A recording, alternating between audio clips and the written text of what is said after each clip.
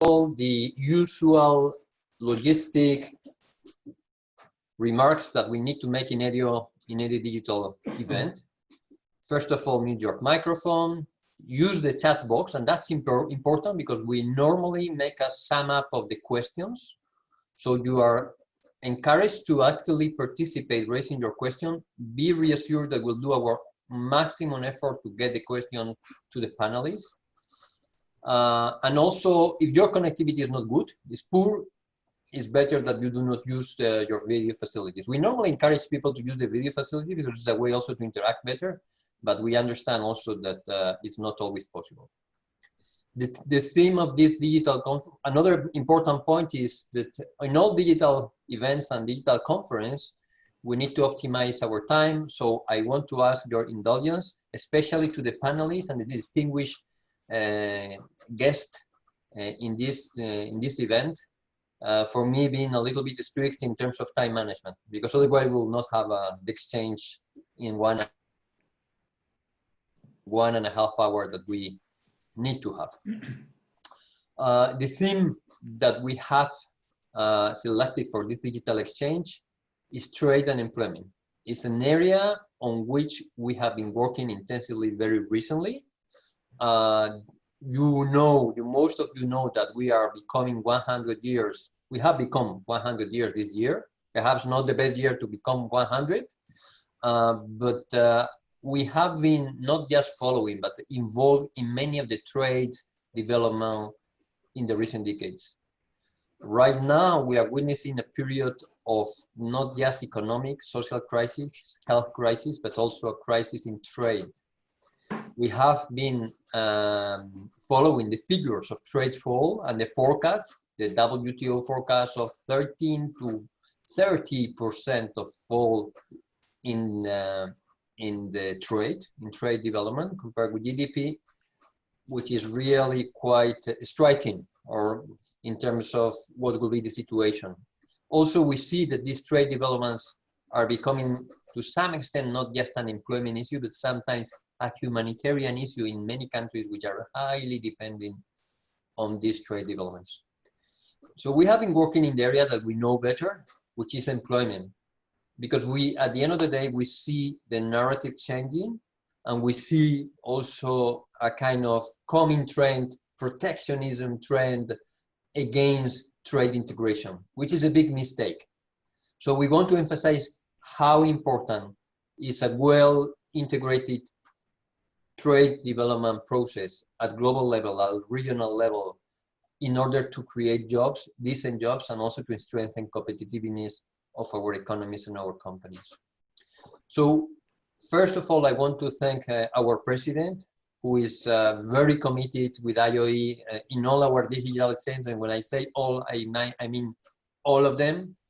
It's not just introductory remarks that he makes, it's also the fact that he's following them closely. I can assure that he reads every paper, every document, and he's actively participating in all our discussions and pushing the political agenda with us. So Errol, the floor is yours for your welcoming remarks. Thank you, Roberto. Well, dear friends, dear colleagues, ladies and gentlemen, hello, good afternoon, good morning, and good evening, where you are. Well, I'm very pleased to see all of you again, joining us virtually from different parts of the world. We cannot emphasize enough the concern of the international business community on the impact of the COVID-19 pandemic on global trade and employment. This is confirmed by the alarming data sourced from the ITC, WTO, UNCTAD, and the ILO, indicating the slowdown of global trade and massive job losses in 2020-2021. It will take another decade for economic recovery unless policymakers make a concerted, collected effort to mitigate the damages made to the trade flow of goods and services and to full and productive employment. The IOE is the largest private sector initiative, private sector network in the world, encompassing more than 50 million companies in 150 countries. the severe economic impact caused by the COVID-19 crisis, together with the geopolitical circumstances, has put strong pressures on trade and employment. Well, it is now more important than ever for all stakeholders to come together in efforts to minimize the negative impact and ensure a prompt economic recovery. As the G17 Partnership for Goals needs to be strengthened at all levels, and determined collaboration between the private and public sectors need to be promoted and enhanced. It is within this context that the IOE is undertaking efforts to bring together various stakeholders from the business world, key policymakers, and experts at the international level. The sharing of best practices, policy guidance, and recommendations will help to slowly but surely restore the confidence businesses need to restart their operations, especially the small and medium enterprises. Well, today's digital conference will focus on how trade can help to mitigate the economic and social effect of the crisis. We believe policymakers need to lay the right foundations for a strong, sustained, and socially inclusive recovery. Well, we know that trade will be an important part of that solution. On behalf of the IOE family, I would like to thank the distinguished guests we have joining us today, despite their very busy schedules. Well, I will let Roberto make the exclusive introductions.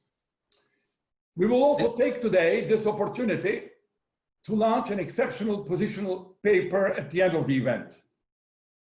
The IOE, for the first time in its 100-year history, is producing a paper on trade and employment. It is already on our website under the Policy Working Group page on employment and skills. We hope this paper will not only benefit members, but also the international community at large.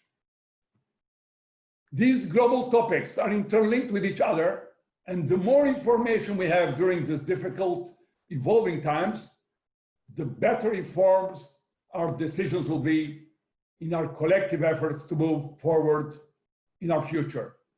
Well, thank you very much to all of you. Back to you, Roberto. The floor is yours again. Thank you again, Errol. Again, thank you for your engagement beyond also your intervention.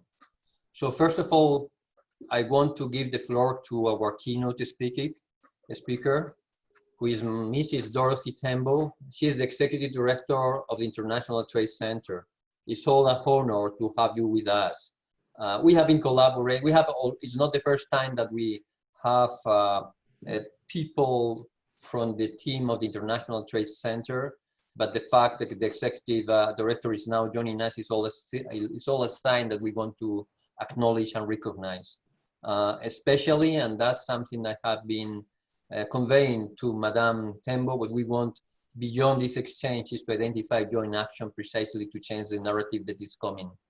Thank you, Madame, for joining us. The floor is yours. Thank you very much.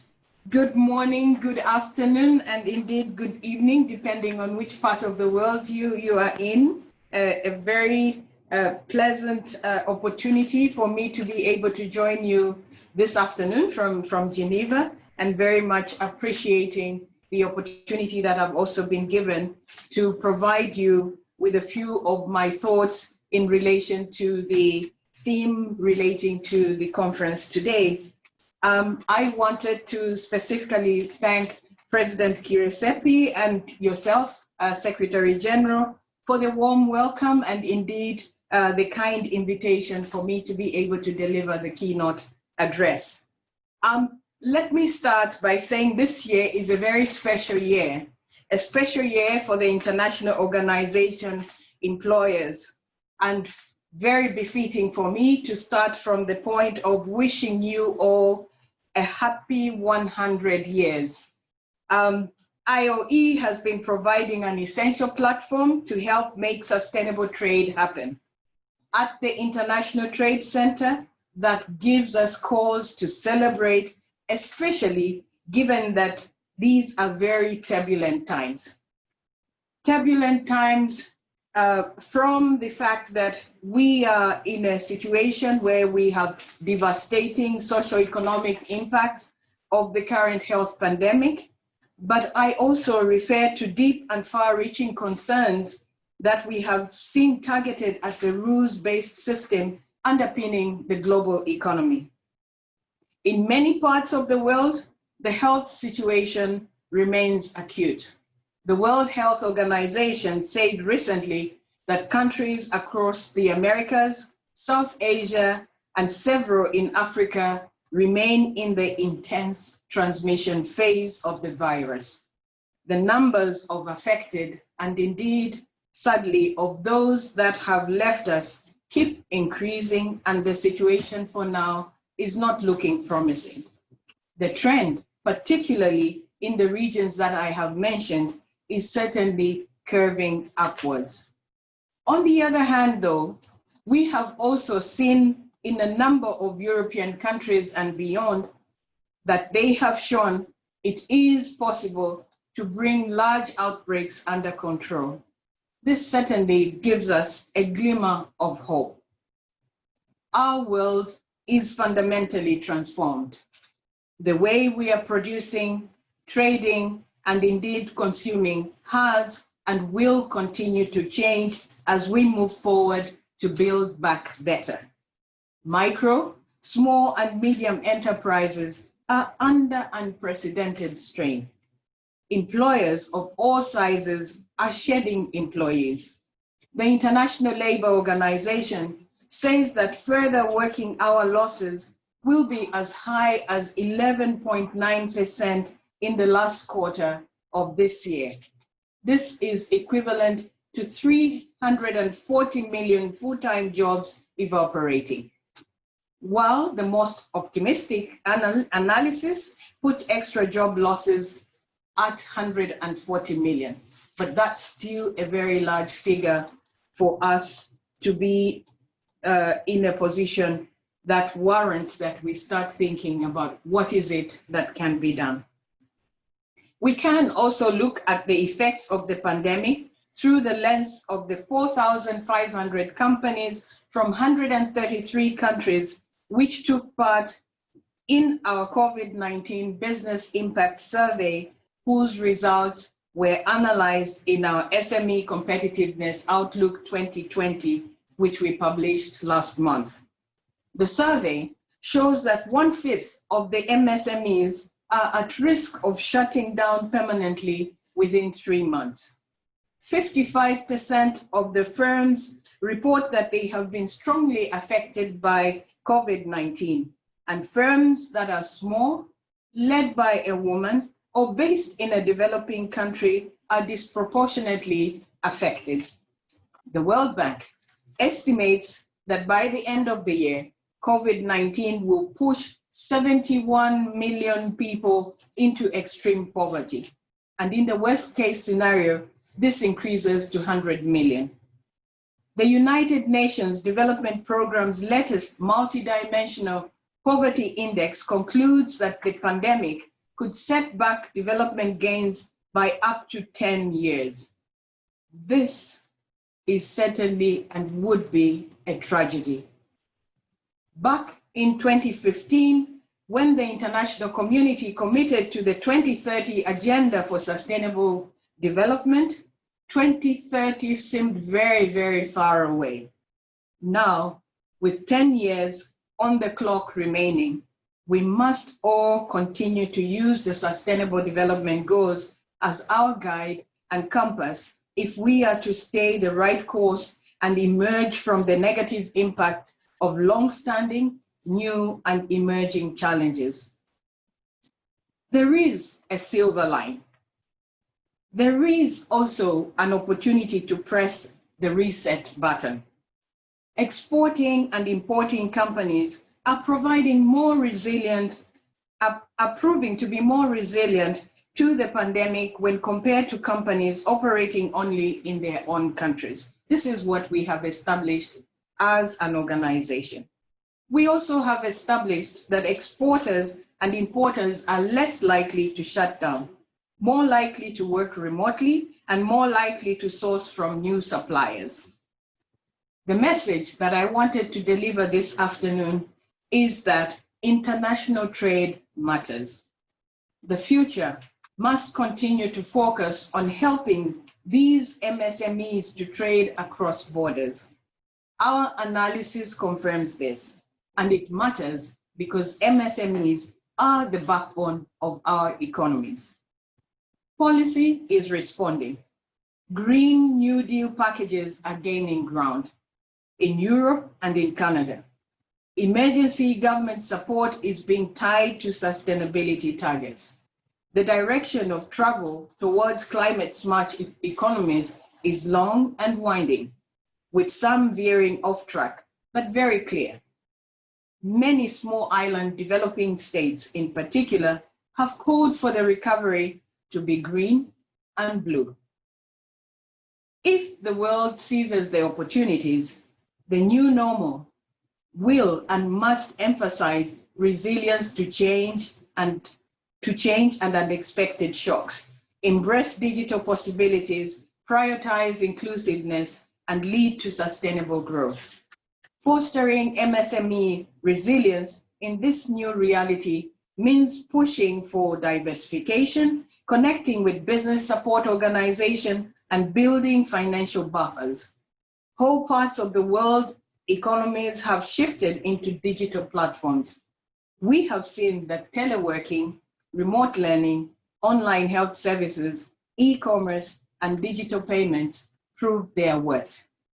Digitalization is no longer a nice to have.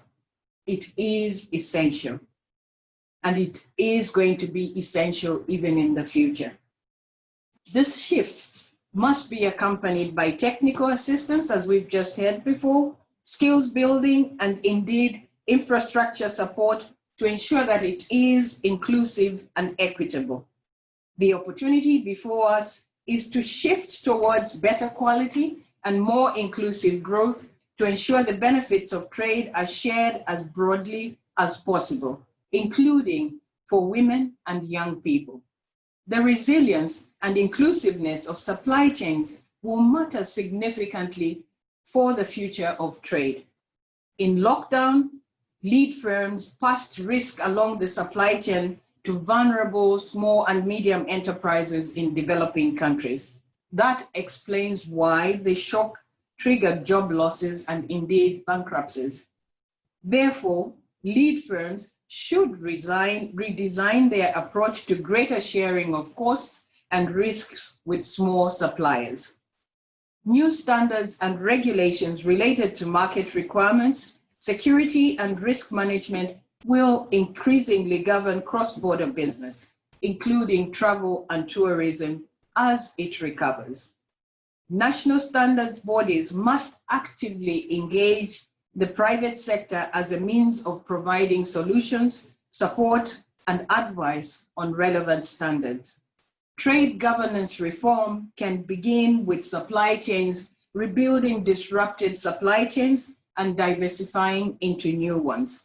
Resilient supply chains can transmit knowledge, provide stability, and generate agility under a new normal. It is clear that the ramifications for employers are complex. Companies need to work in ecosystems with policymakers, business support organizations, workers, and clients to navigate this new reality.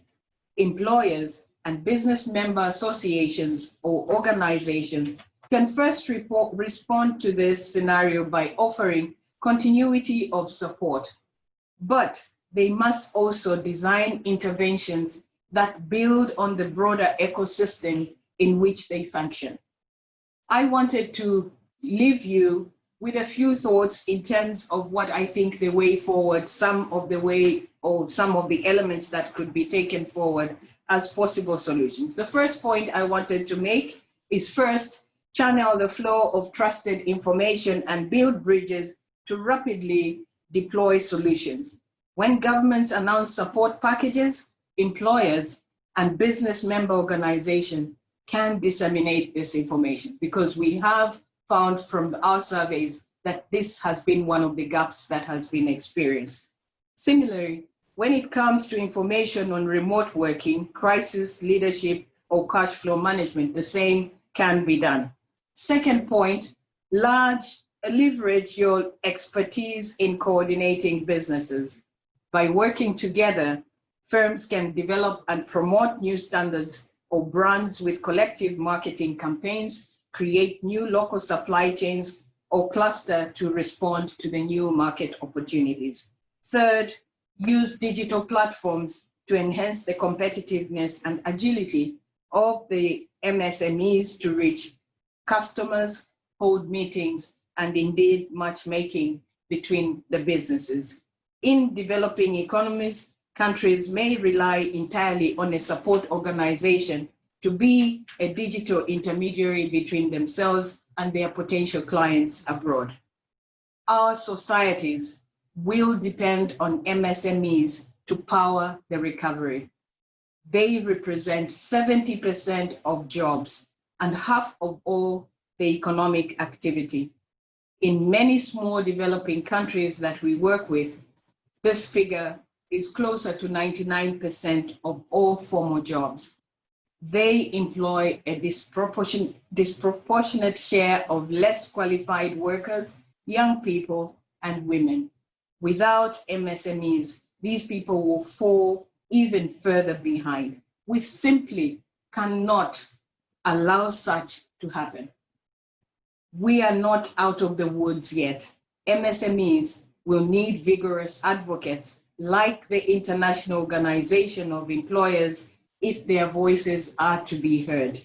Like you, ITC stands ready to play its part in constructing the conditions which they can flourish in the future. We very much look forward to continuing our collaboration and enhancing that to greater heights. I thank you, and I hope I have provided some food for thought for a fruitful discussion going forward. Thank you very much. Thank you to you, Dorothy. It has been a bright intervention with many insights and many guidance for us. In fact, you referred to some recommendations related to dissemination of information, leverage our expertise on coordinating with cluster, use digital platforms, the big advocacy role. I mean, we don't want to just remain in words. We want to work jointly on these areas with you because of the importance of trade right now and also the importance of supporting MSMEs. So thank you again for your time with us. I know that you have to leave, but we will follow the questions back to you by email as suggested. And we stand also ready to go further with you on a specific action. Thank you very much for joining us. Thank you. Thank you for having me. So we now have another important intervention, I would say. And we wanted to, sometimes it's difficult to select experiences of countries that can be also relevant for the different discussions. And you can make many selections. And in this occasion, we wanted to have the experience of the executive director of the Chambers of Commerce and Industry in Vietnam, Mrs. Tran Thi Lang Hang. I don't know whether I am pronouncing it correctly. If not, please correct me, and I apologize. But Vietnam is a country which has, we can say to some extent, is not the worst place in terms of how it has handled the pandemic, and it has a promising future. We thought that it would be very interesting to have you with us explaining your points of view, also the importance of trade for a country and for the business community in Vietnam, and also the importance, I'm not going to hide it, the gender element of a woman being the executive director of an important organization for us is also quite relevant. It's also quite relevant for the IOE business community. So please, the floor is yours, Madame Tran Thi. You have 8 minutes for your intervention. Thank you so much for joining. Thank you, Mr. Roberto Suarez. So good morning and good afternoon and good evening, everyone. It's my honor to be invited to this IOE digital conference on trade and employment. And I'm very much appreciate this opportunity to share some thoughts on Vietnamese case. I think that this trade and employment topic is very important for all the employers in all the economies right now. And I'd like to share some information about Vietnam. And Vietnam is an open economy. The trade to GDP ratio is 200%. It's very open economy. Vietnam economy is increasingly integrating into the world economy, especially through the implementations of the FTAs. Vietnam has signed 13 FTAs, and the most important are CPTPP and Vietnam EU FTA. And the increase and expansion of the trade have helped Vietnam economy grow faster in the past 2 decades. And GDP growth rate annually for is about 6 to 7% annually. And at the same time, creating jobs for goods, millions of workers, contributing to stabilizing the social situations of Vietnam. Populations of Vietnam is about 97 million, and workforce age 15 and over is about 53 million. Unemployment rate 2.2%. And every year Vietnam has about 1 to 1.2 million people join the new labor market entrance. Therefore, creating jobs is always one of the top priorities for government and partners in Vietnam. And however, the process of deeper integration in the world economy and into the global supply chain, Vietnam has also been step by step making transitions in economic structure and increasing the added value of each sector. Through this, the quality of the new jobs and also upgraded is important for decent work. And we understand that in order to be able to sustainably develop economic upgrading must go hand in hand with social upgrading. Otherwise, trade growth may lead to race to the bottom and create social gap, social instability.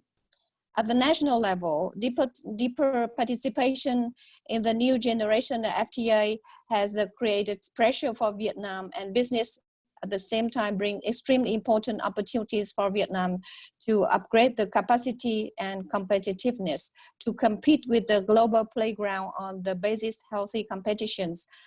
And at the enterprise level, it is how to create a humane and fair working environment and create conditions for our employees to develop and contribute to development enterprise in a sustainable manner. You know that COVID-19 pandemic created disruption for global supply chain and negative effects on nations, entities, including enterprise and workers. With an open economy like Vietnam, business facing a lot of difficulties.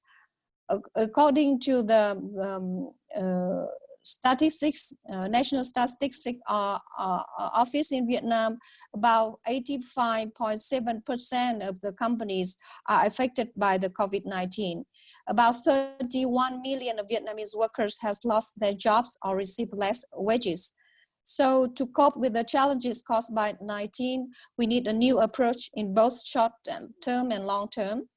And lessons from COVID-19 need to be acknowledged by business community and the government and appropriate corrective strategies. More than ever, the issues such as sustainable development and international cooperations have become relevant and urgent, maintaining trade, creating jobs and stabilizing society. And VCCI, Vietnam Chamber of Commerce and the Industry, as an employers organization, have been making great efforts together with partners to support Vietnamese business community in overcoming difficulties, implementing Vietnamese commitments in FTAs to continue the integrations. And we think that diversifying the import-export markets and maximizing the use of new markets And also we need to speed up our efforts to expand free trade agreements, networks to overcome the economic delay caused by the new coronavirus pandemic. And Vietnam would need to efforts to diversify the trade portfolio and create deeper ties with the US, EU, Japan, Korea, and neighboring our Southeast Asia countries. And the FTAs will also help Vietnam to speed up the export. We also make efforts to eliminate inbound travel uncertainties to business as well. And we also make efforts to prepare for the adventures. Another virus is the new protectionisms and anti-globalizations. So that were some of our thoughts from moving forward to improve the trade and employments in the future. Thank you for attention.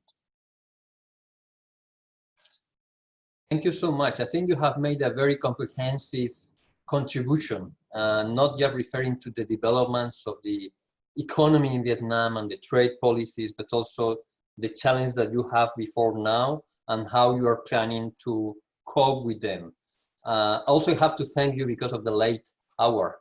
We see you in a little bit in the darkness, so that's also very important. Maybe as precisely because of that, I would like also, when you refer to this sustainability aspect as the way forward, I think that you have a kind of interesting experience in terms of including and integrating the social aspects, social elements in trade policies.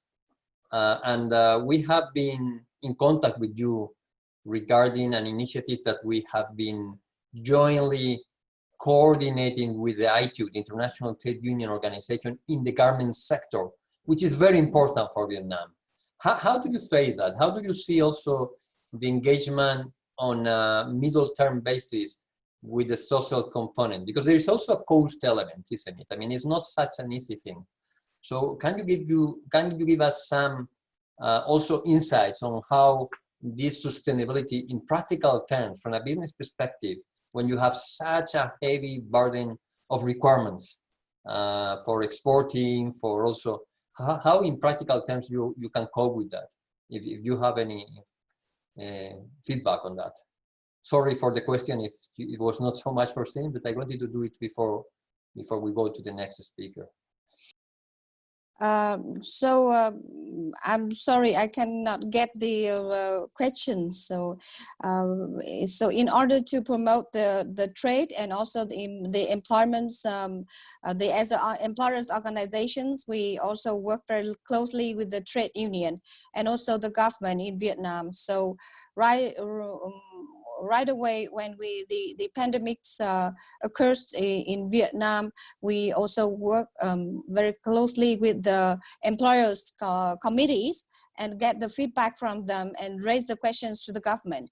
And Vietnam Chamber of Commerce and Industry, as employers organizations, we raise very strong voice, and we be at the parliament forums and also work with the government and the trade unions, so we can propose the right away the policies to propose how to tackle with the difficulties for the employers and the company members.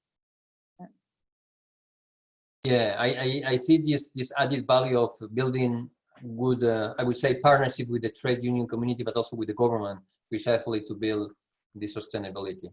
Okay, thank you very much for your intervention and contribution. So let's move to the next panelist. And I have to say that we have also a very qualified panelist coming from the other side of the world, which is the Americas. And we have Mr. Hugo Romero Martinez. He's not just a partner of a human resources consultancy, he's also an international trade expert. And he's an expert also has been in the team negotiation of an important trade agreement, which is the US, Mexico, Canada, and working with the Mexican Ministry of Economy and Consular at the permanent mission of Mexico in WTO. So you are very well placed also to give us also some insight on how not just how the situation is now, but how do you look it in terms of trade developments in the coming future, especially bearing in mind the situation in Mexico, and which is quite worrying, I have to say, and the need to reactivate the economy and to create employment. Hugo, you have also 7-8 minutes. Thank you very much for intervening. I understand that you have a presentation, a presentation. By the way, all the interventions are going to be downloaded and available for everybody. Elodie, can you give the control to Hugo so that he can make his presentation? Yes, he can share now.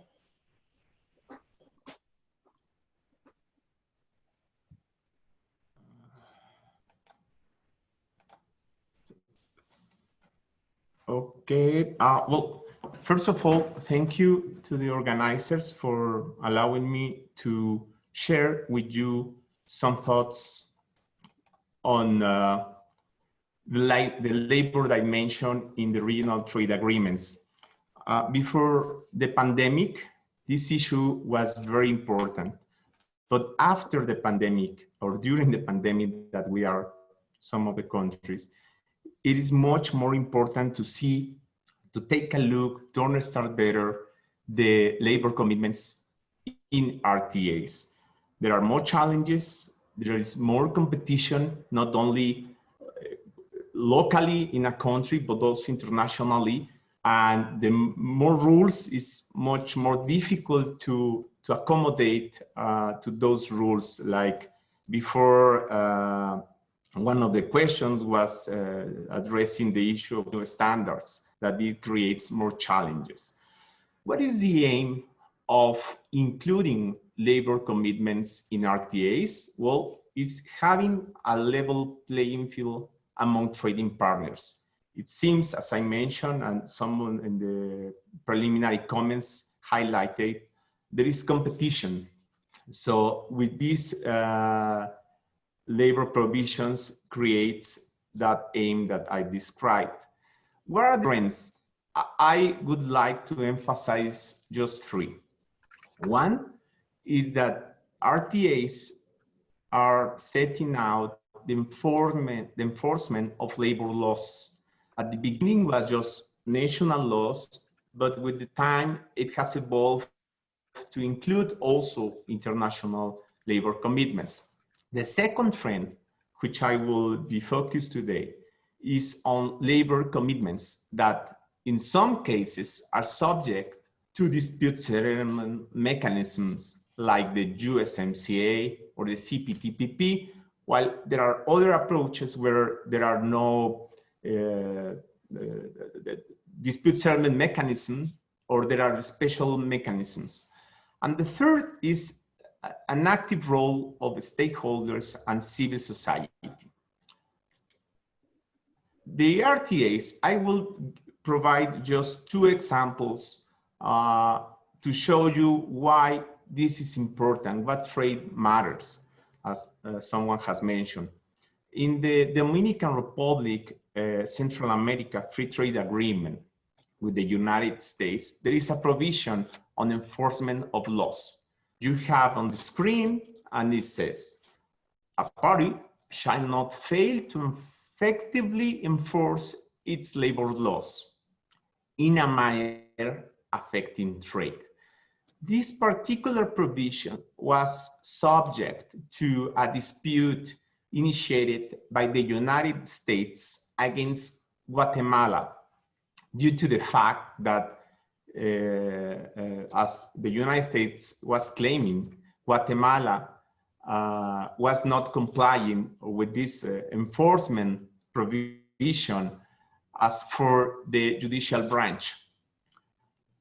This was subject to this provision, and the problem was subject to a panel, the first panel, the first labor panel that issued its report in 2017. That panel mentioned, interpreted in a manner affecting trade as the following: a failure to effectively enforce a party's labor law is in a manner affecting trade if it it confers some competitive advantage on an employer engaged in trade between the parties. This competitive advantage was mentioned due to the following fact. There are employers that are complying with the labor laws, but there are others that are not complying. Those that are not complying are having an advantage. In this particular pandemic era, everyone is going to use the advantages, but also could complain about unfair advantages.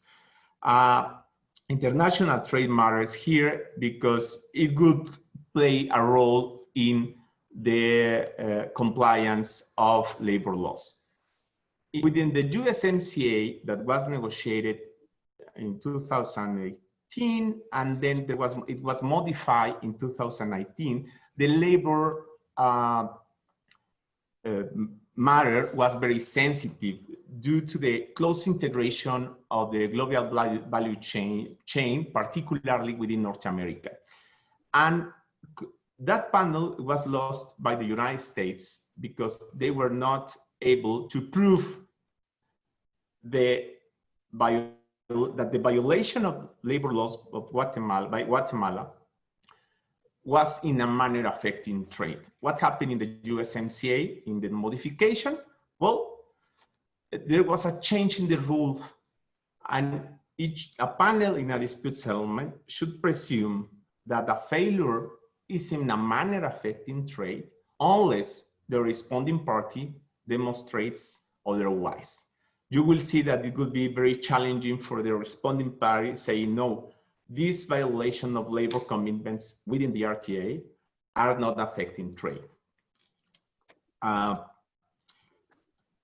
What are the dispute settlement mechanisms that we can find? I will refer just to the USMCA, not only because it has entered into force this month, but also because it has a specific and special and unique feature. There is a mechanism to solve dispute between states that are covering the whole chapter, but also the labor. But the following is what matters more in my view. There is a specific mechanism that is called Facility-Specific Rapid Response Labor Mechanism. This mechanism refers to some priority sectors, some specific sectors of production. And there are 3 stages. One within the country that is going to initiate the case against the other. Another, the responding party needs to do something in order to settle the matter. And if not, if it is not settled, then the rapid response mechanism is going to be triggered. Just wanting to share the main features. This will be triggered because there is a denial of rights. There are 2 rights at the beginning: right of to free association and right of collective bargaining. This could be expanded, but at the beginning it's just that. In the panel, there will be also a verification process, observers, and everything is regarding enforcement of laws. And at the very end and the core is to find the remediation to the denial of rights.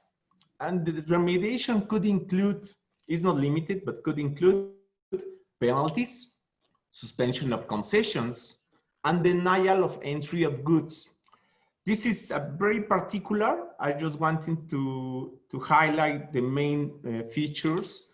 I'm not address in the following minute that I have everything, but my recommendation, because precisely the invitation that I received was, what would be your recommendation in this pandemic era? Well, my recommendation is to take a close look on the labor dimension in RTAs. This is very new, but precisely because it's new and at the same time we're facing the pandemic effects, the recession within the world, that it's much more important to pay attention to this. Thank you very much, Hugo. I want to take advantage of your presentation because it's very much focused on the labor dimension and such an important agreement, a known agreement, to raise one of the questions of the panelists, and which has to do, I mean, the system that has been set up in the trade agreement between Canada, Mexico, and USA on the labor disputes is quite complex. So it seems from the external perspective quite complex. But not just that, also the negotiation process was quite a complex also way to get there. From the perspective of the employers' organizations, and I know that our members in Mexico and USA and Canada have been very active, what would be your recommendation? Because at the end of the day, you need an expertise, and this expertise is not just a labor unemployment expertise, it's also a trade. And so there is a specific preparation that perhaps you need to handle, if that's now a kind of trend for the future.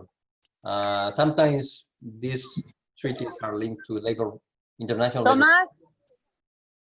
Sorry? Yeah, I think my recommendation is whether you are exporting or not, it doesn't matter. You need to take a close look on this because there are certain elements of the rapid response mechanism that could affect producers. So first, this this event is very, very useful to understand where should the enterprises need to take a look. Second, it's very important to see, for the people that, from labor perspective, need to take a look and to be in contact with people with trade and vice versa. I mean, that people that are coming from trade, now we are looking at the labor provisions, and we should do exactly the same. Having expertise or people with experience, it could be very, very important. This is new. This particular rapid response has no precedent. So it's due to this specific feature, I think the more prepared, the better. And these kind of events will help. Also, obviously, there is the government that negotiated this, and they are trying to inform.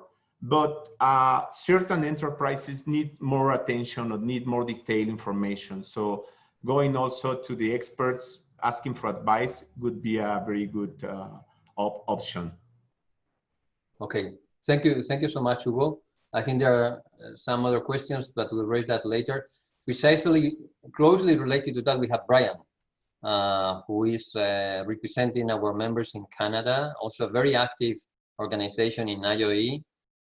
He's the director of the Council of Canadian Employers Council, but also he has been also involved in the trade aspects of this treaty. So Brian, can you also give us your insights, not just in the process to get there, but also in the future, also which has to do also with the future of trade after COVID-19. Thank you very much again for joining. Thank you. First off, to Errol and Roberto, thank you very much for organizing this timely and important event. And I want to thank Ms. Tembo for her substantive remarks. Let me concentrate my remarks, and they're going to dovetail quite nicely with the remarks you just heard from Hugo on the IOE paper on trade and employment, which is a work product, I think, that makes a valuable contribution to the current critical global debate on how to resuscitate our economies and societies post-COVID-19.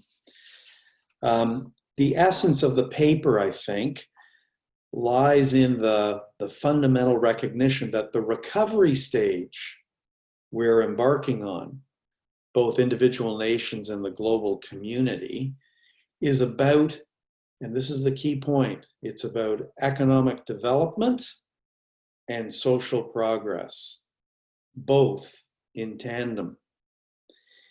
It is through this double-barreled approach that sustainable globalization will be achieved, really for the first time.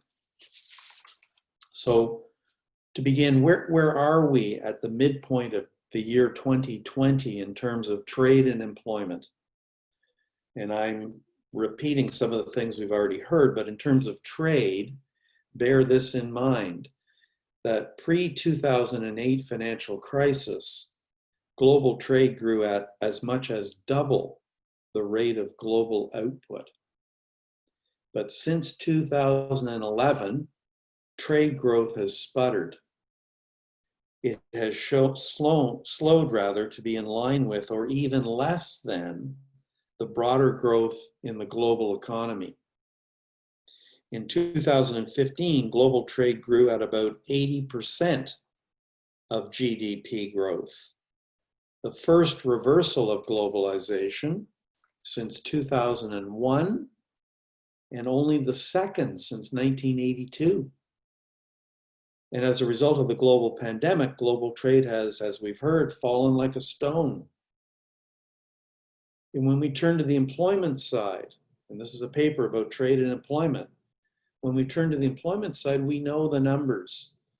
So the Director General of Guy Ryder of the ILO talks about over 300 million full-time jobs lost around the world in the second quarter of 2020 versus 22 million full-time jobs that were lost immediately when the financial crisis hit in 2008 and 2009. And qualitatively, in terms of employment, you know, there's a record that's carried into the pandemic and will emerge with post-pandemic. There are 40 million victims of modern slavery still in the world. There are over 150 million child laborers, with 75 million in hazardous work. These numbers will not go away. So at the midpoint of 2020, we have descended into the nadir in trade liberalization, both the trade and the employment fronts, in well over half a century. Which begs the question, how do we repair the situation as we pull out of our collective public health and socioeconomic crises? Well, trade deals are a very important ingredient. They are the national vehicles that support trade liberalization. Now, since the failure of the Doha round at the WTO that commenced in 2001 and died in around 2014 after about 15 world sessions, we're really left with bilateral and regional free trade agreements. And I will quickly point you to three and pick up on, I think, important themes that are emerging. We have CETA, the Canada-EU trade deal, which remains provisional, but came into provisional effect in 2017. We have the Comprehensive and Progressive Trans-Pacific Partnership Agreement, which involves 11 countries bordering on the Pacific, that came into effect in 2018. And finally, as Ugo has pointed out, we have CUSMA, the Canada-US-Mexico agreement that came into effect earlier this month, July 1. And in particular, we need to pay attention to three chapters in those trade deals: labor, dispute resolution, and the sustainability chapters. These are important provisions because they draw into some greater balance at a government level, economic development and social progress. Please bear in mind, as I quickly speak to these three regional agreements, there is a difference between the EU approach and the American approach, which kind of dominates these deals. The EU approach is known as promotional elements.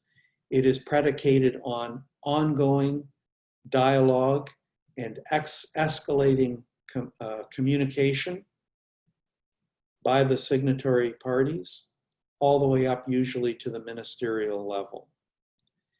The US approach is quite different.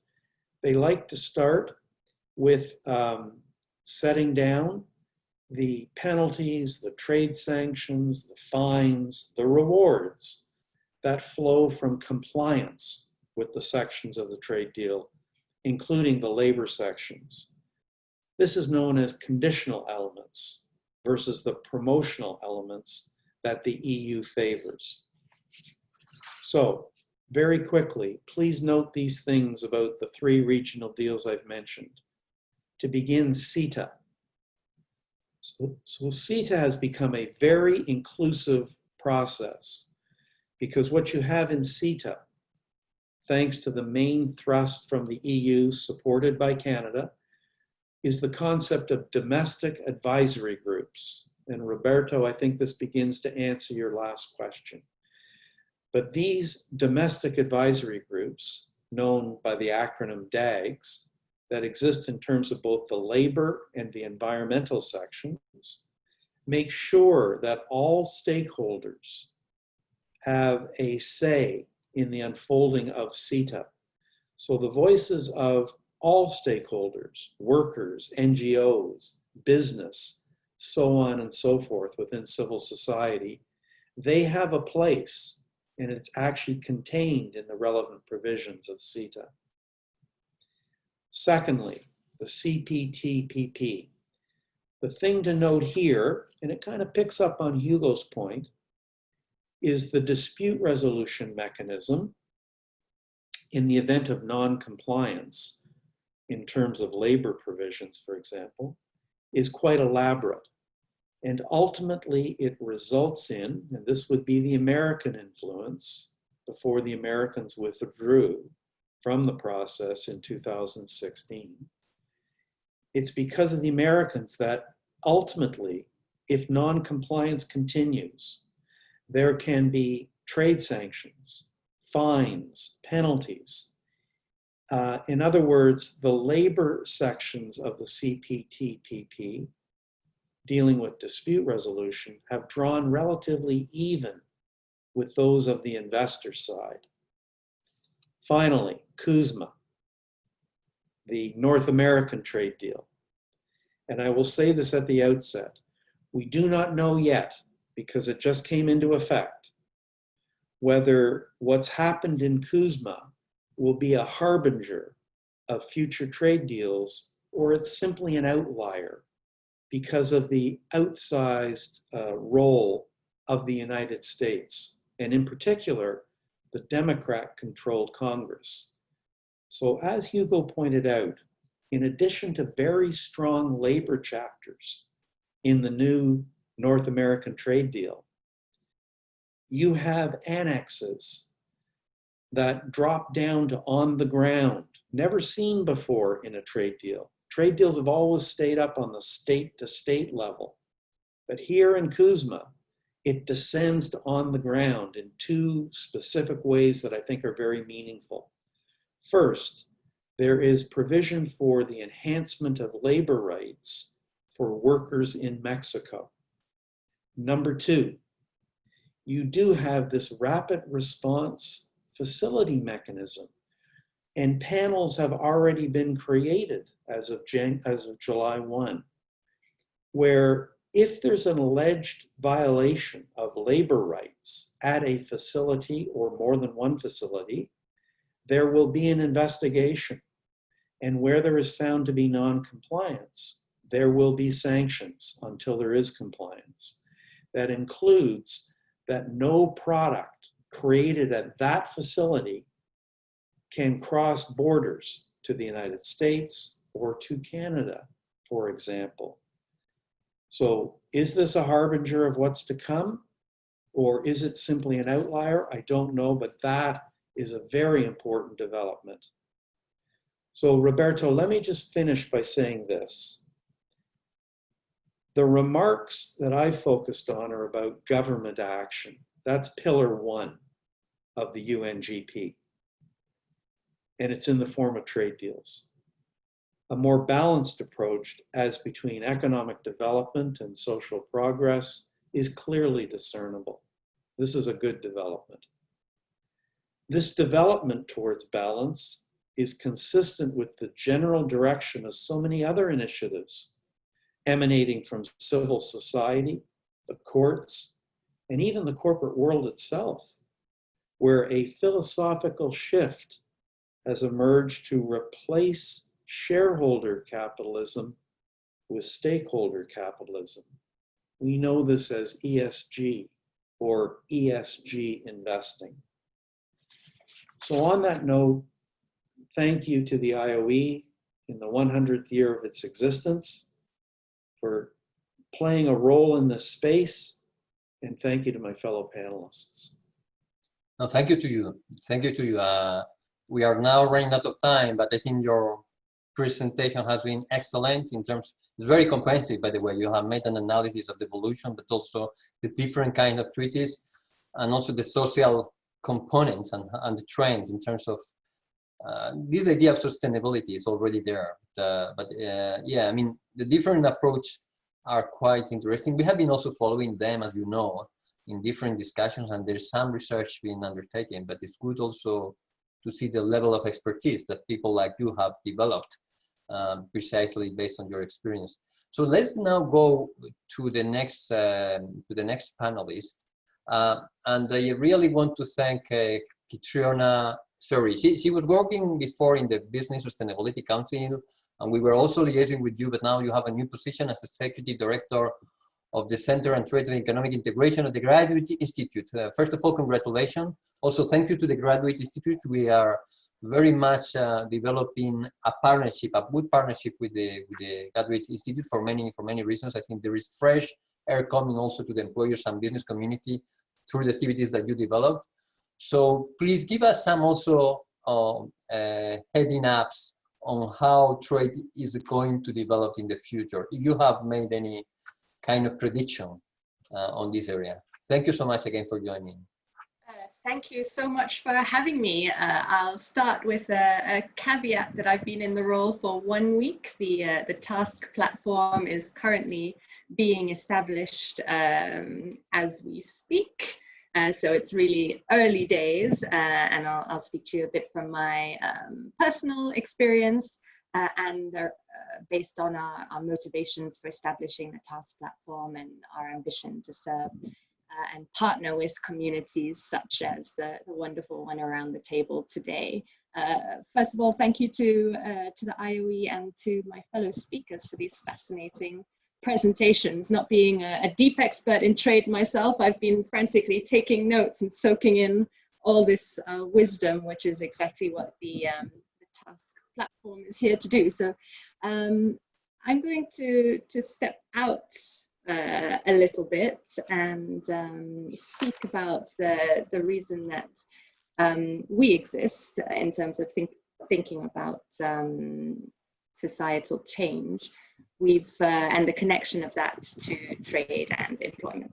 So the platform was established by the Graduate Institute together with the Swiss government and a group of stakeholders here in international Geneva, trying to think about how this diverse community of business, civil society, academia, governments can come together in the face of these massive confluent disruptions that the world's facing at the moment. We have climate change, we have the rapid rise of development and influence of digitech and biotech, the rise of inequality, and all this is being exacerbated by the current health shocks caused by COVID-19. There's two directions that this could go. It could go in the direction of turning inwards, building self-protection, building resilience in a inward rather than outward looking way. Or it could lead towards global cooperation, pressing the reset button, as we heard earlier, taking this as an opportunity to tackle some of those global challenges that Mr. Burkett mentioned a moment ago. One thing that all of those changes I mentioned have in common is that their impacts will be universally felt. So with this in mind, working across silos, across nations becomes more important than ever. So what I'm tasked to do with this platform is to explore how we can rejuvenate international, cross-sectoral, and interdisciplinary cooperation and coordination. For example, as highlighted by Mr. Martinez earlier, we need to bring together the people working on labor and on trade to align and propose joint action. So I wanted to mention three important opportunities and sources of energy that might be interesting to this community of business organizations around the table that have really been brought to light by the COVID-19 crisis. First of all, there's been a huge acceleration in research. Speaking on behalf of my new team here at CTEI, there's been really early yet rigorous insights from responses to the crisis, including policy responses. There's a recent ebook that came out in April from my CTI colleagues on COVID-19 and trade policies, which is full of insight from experts who are in agreement on why turning inward won't work and providing concrete alternative policy recommendations based on the early practices and insights they've seen. Secondly, the international business community has made a real jump into this business as unusual status.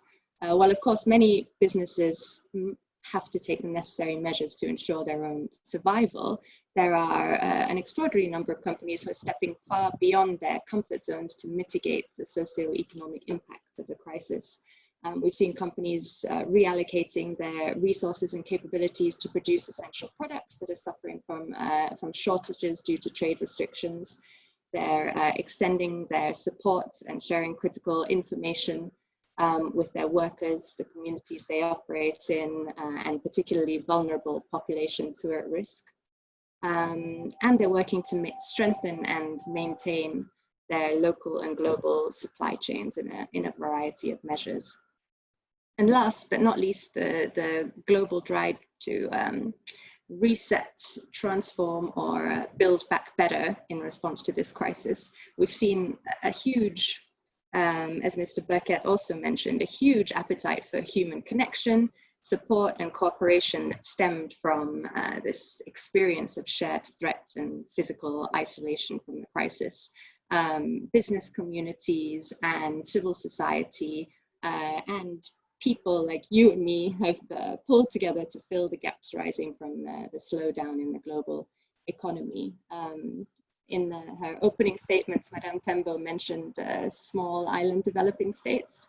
I read a wonderful example from Fiji, which is hugely dependent on international trade, about turning to barter trade to survive shortages in food and household goods, and how local businesses have facilitated this through digital technology solutions. So I think examples such as these from business, from civil society, from communities, from governments and academia can provide huge value to policymakers within business and within companies, and can spark new innovations and cooperation to shape our new normal going forward. So we hope to provide a platform to help connect this rich diversity of actors, curate some of these examples and support the collaborative foresight, innovation and action to strengthen a joined up approach. But I would personally love to hear from all of you around how we can support that action, and to continue, of course, Roberto, to keep in touch and to build our relationship to strengthen those connections. Thank you, Kitrona. So I'm going now to give the floor. I think there's some questions being raised by some of you. We have a question regarding the roles of employees organizations. I think that you have to some extent answered that, Hugo, but in any case, any of you, Brian, also Kitrona, you can make any remark. Also, we have someone from Venezuela, Vicente Brito, who is also asking a prediction. Perhaps this question should have been raised to the Executive Director of the International Trade Center, Dorothea, who left, but is who is going to be the most effective region in terms of employment? It's a question that we can try to answer in the follow-up that we'll make after this this session. And then we have a question from Farouk. Farouk is the secretary, Farouk Ahmed, again joining us very late. Thank you. You are one of the most loyal participants to the IOE digital exchanges. he's the executive director of the Bangladesh Employers Organization, and he's just referring to the challenge that means for trade to assure that demand and both domestically and internationally is raised. So I don't know whether any of you wants to answer any of these questions. If not, I will also have some points to make. But please, Brian or Hugo. Yeah. Yeah, if you allow me, I will make a comment on two of the questions. How create demand? I think the more important, rather than to create, is just to differentiate from others, to differentiate for others that are not in compliance with labor or environmental laws. It would be very important, especially in the societies that are very demanding for those kind of standards or compliance. There was a question about also what the SMEs could do to face the new rules. More information and to understand better, but how? Well, approaching the government is one way, but the information is very general.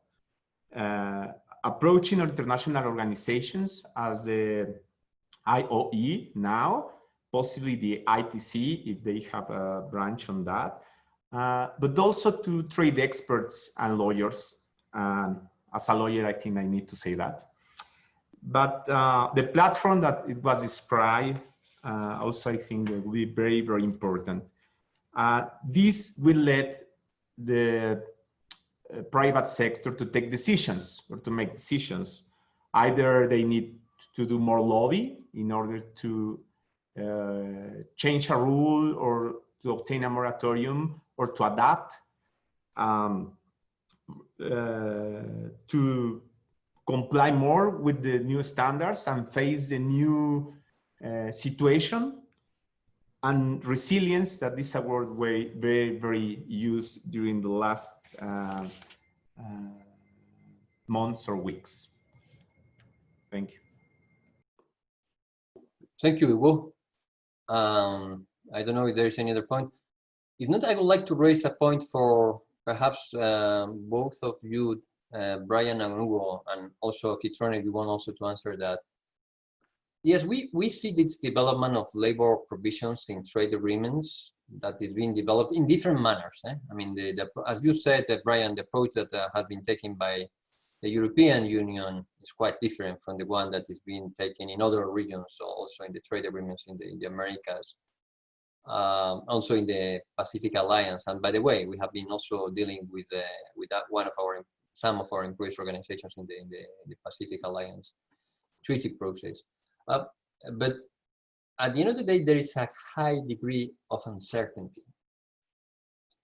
First of all, because when you want to implement labor provisions, and if these provisions are referred to the international labor standards, it's not so clear. First of all, what is the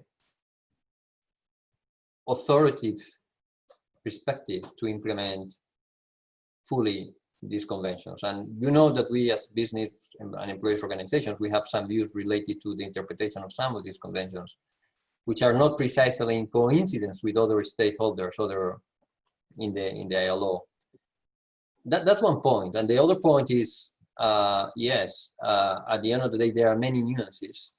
And the fact that you can make a claim or to put into place a kind of arbitration system based in an interpretation of a labor provision which has to be developed at national level is quite challenging.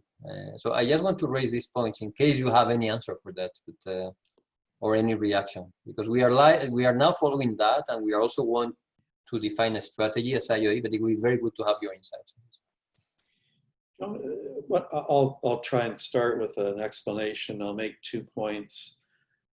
I'll deal with the uncertainty angle that you just mentioned, Roberto, but then I'll make a bigger point at a macro level. So in terms of the uncertainty, you know, I think in terms of most of these bilateral and regional deals, we're not dealing with all labor rights. We tend to be dealing with the Fundamental Declaration or the Decent Work Agenda.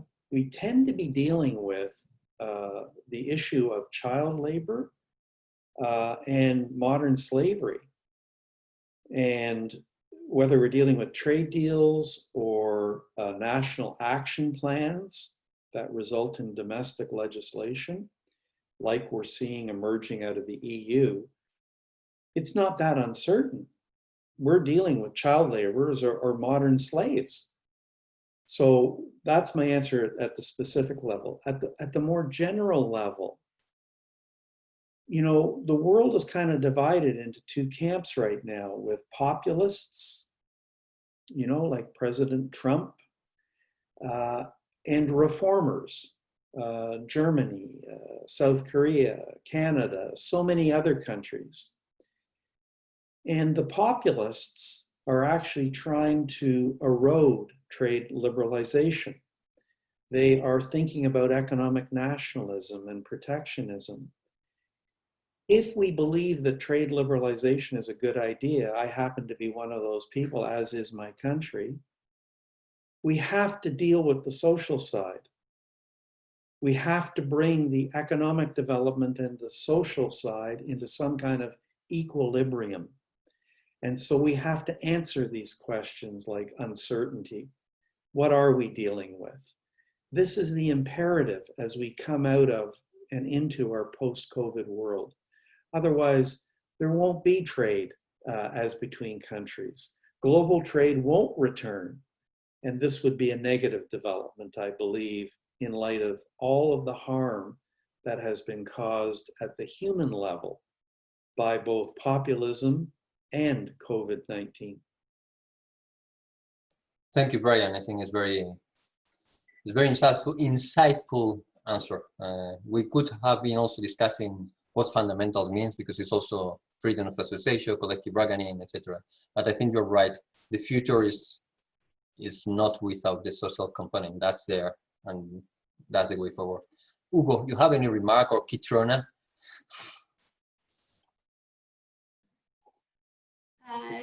Yes, I agree completely with what Brian said just now. I think, as you know from my previous hat as Director of Social Impact with the WBCSD, we've been working on human rights and the future of work with a really strong social component, advocating for that beneath it.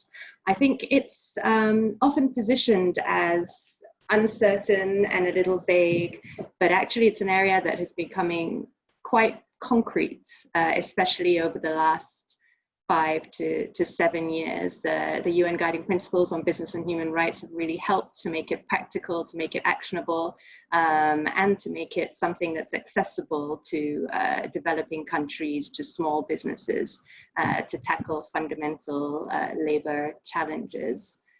So I think there is concrete guidance out there that could be connected to these rules, and I think there's quite a lot of space to work together to support businesses that might be struggling to meet these labor standards in certain contexts, to kind of weed out the companies facing challenges from the companies taking advantages, so to speak. Thank you, Kitrona. By the way, I also raised these questions to our colleague from Vietnam, because she's also joining. I think that we raised the issue related to social dialogue in Vietnam and how they are dealing with the workers. But if she wants also to react to that, of course, I would like her views. Hugo, you want to make any remark to that, or?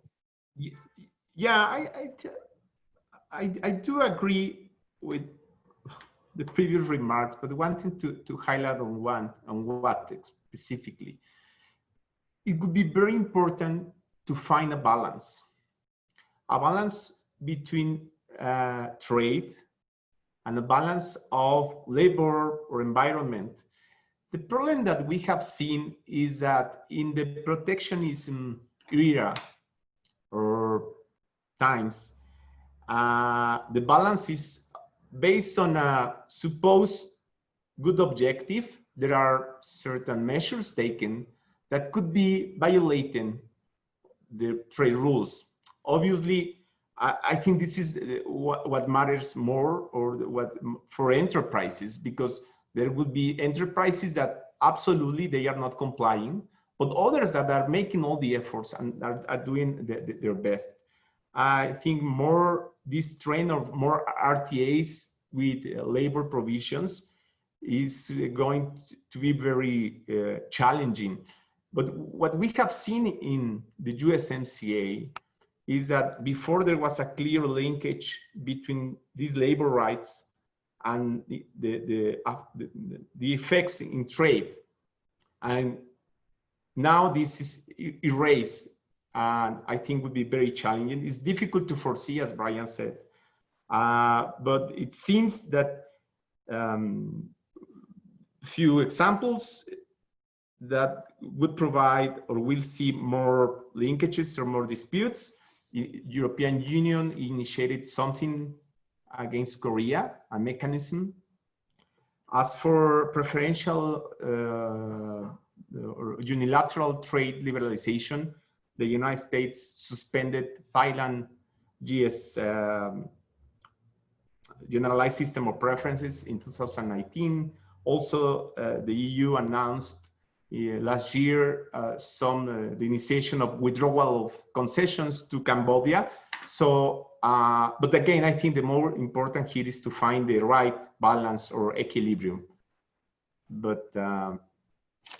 Thank you. Thank you. Thank you so much. I don't know if Madame Thiland wants to make any remark regarding this point of the social provisions. Don't feel obliged. I don't want also to oblige. Yeah. Yes. I also mentioned in my remarks that now we also have to prepare for the advent of another virus, this new protectionism and anti-globalizations. So in this case now, it's very important that we also need to promote the social dialogue between governments and trade union and the employers to make sure that we have opened the doors for the trade, and then we can have opportunities for employment and jobs by removing bans and quantitative restrictions and tax and exports, and open the borders process faster and safer, and also to ensure all formalities and transparency accessible to traders, especially for micro and small and medium-sized enterprises. So I think that social dialogue is very important for saving the trade and also employment for each country. Yeah. Thank you very much for your contribution. Indeed, that's an element that will be there for the future. I take advantage also of one of the points that has raised our member in Pakistan, Majid Asid. He referred in the chat function to trade in less developed countries and how IOE can promote an approach which is a little much more ambitious on that, no? Specifically because that has to do with boosting SMEs, increasing employment, etc. So I would like to take advantage of that to make a kind of presentation of the trade and employment document that we are launching, and I would like Tina, our Asian and employment specialist, to make very quickly, because we don't have much time, some points regarding this document. You have that available, but it's based also on existing literature, also on some findings that we have been working. And I'm going also to thank all the active participants in this exercise, in the exercise of producing this document. Tina, you have the floor. Thank you, Roberto. Elodie, could you move to the next slide, please? Thank you very much. So the paper that we're launching today is just to indicate and stress that trade and employment are interlinked. Trade and market openness leads to better economic performance in all levels of development. The paper looks at all the trends in trade, in global trend and the developments. We're seeing an increasing fragmentation of production processes. Trade in services is definitely increasing, not just goods. Trade agreements expanding bilaterally and regionally are also expanded, which is mentioned by Brian in his interventions.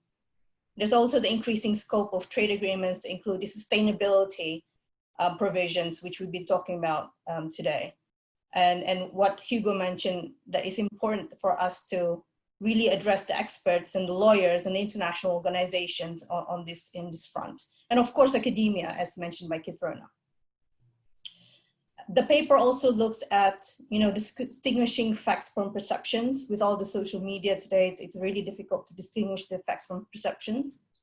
And the paper explores and finds out that the balance of trade is not an accurate portrayal of the gains of trade. Just because you have a trade surplus or trade deficit does not indicate the economic performance of the country. It also could do with domestic demand. The disadvantages of trade tend to be exaggerated and misleading. Trade liberalization has significant positive impacts on the economy, which are often neglected. The paper also looks at policy recommendations, and it's split into two, one on the domestic side and the other one is on the international side. On the domestic policies, we promote and propose ideas on how to promote inclusive growth. We also look at structural policies and how do we address redistribution policies. On the international front, we look at policy recommendations on how to promote trade liberalization and how do we navigate through this international trade agreements which have labor provisions, which we've been talking about this afternoon. So it's important not just for businesses, but it's also important for the international community and the policy makers at large. And as mentioned by Ms. Tembo earlier in her keynote speech, international trade matters. And business resilience is important, especially for small, medium enterprises. And I also support what Lan An was saying, that social dialogue is really key during this crisis. And groups such as the Domestic Advisory Group, which Brian mentioned in his intervention, are also helpful. Thank you, Roberto. Back to you. Thank you very much, Tina. Also, the document has important data, which also can be used internally at national level to try to change the narrative. Of course, it's quite nuanced. It's not just about pro-trade liberalization integration. It's also, as Tina was saying, framing also the sustainability element that is the way forward. So thank you so much also for the work done. I don't have more points to make. I just want to thank all the panelists for your good interventions, for your active contribution. But beyond that, what I want to make is a call also for action, for joint cooperation, for partnership, for effective partnership. We are already working with some organizations, and that's what will make us strong. At the end of the day, we are acting in an isolated unilateral manner, will not get there. So IOE and its network, which is a big network, and it's a network that is being consulted by governments to set the policies. Through our network, we want also precisely to build this new partnership that will make a difference in these very hard times.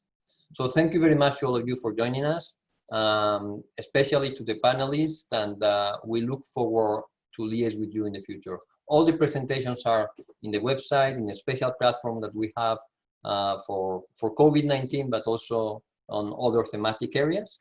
And you will know about that in the coming future, in the coming weeks, precisely on this theme of trade developments. Thank you so much. Keep safe, keep connected.